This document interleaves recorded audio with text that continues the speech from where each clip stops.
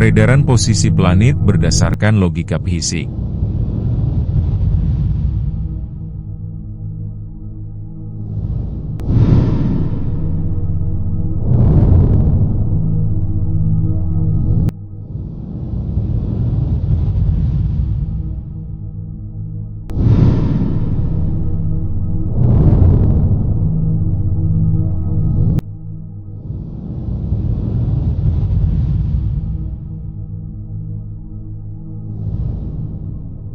Kontradiksi teori global warming versus global boiling.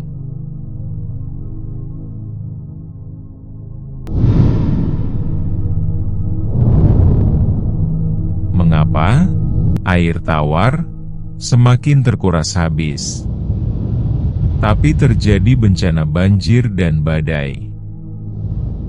Bahkan, sebagian dari permukaan wilayah planet bumi telah berada di bawah permukaan kelautan.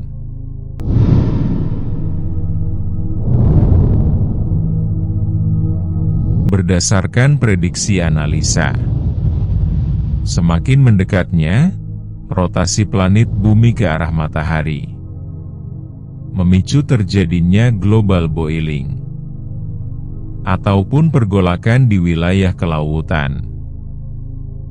Akibatnya, terjadi peleburan glasier, dasar penyangga permukaan planet bumi, yang terbentuk miliaran tahun, serta mengakibatkan permukaan planet bumi menurun,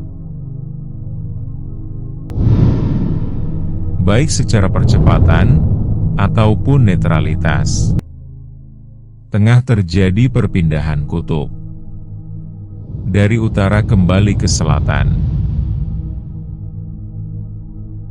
Tekanan monoklinik, ruang hampa udara, semakin signifikan mendominasi lapisan atmosfer, ruang udara netral planet bumi. Akibat dari menipisnya penguapan, terbentuknya perisai lapisan ozon ataupun ozonisasi. Dan Al-Quran bukan ramalan, tapi pedoman yang harus diakumulasikan kebenarannya. Karena nyata, seolah-olah rutinitas hikayat catatan sejarah dari awal hingga akhir. Seluruh peredaran-peredaran planet di alam jagat raya.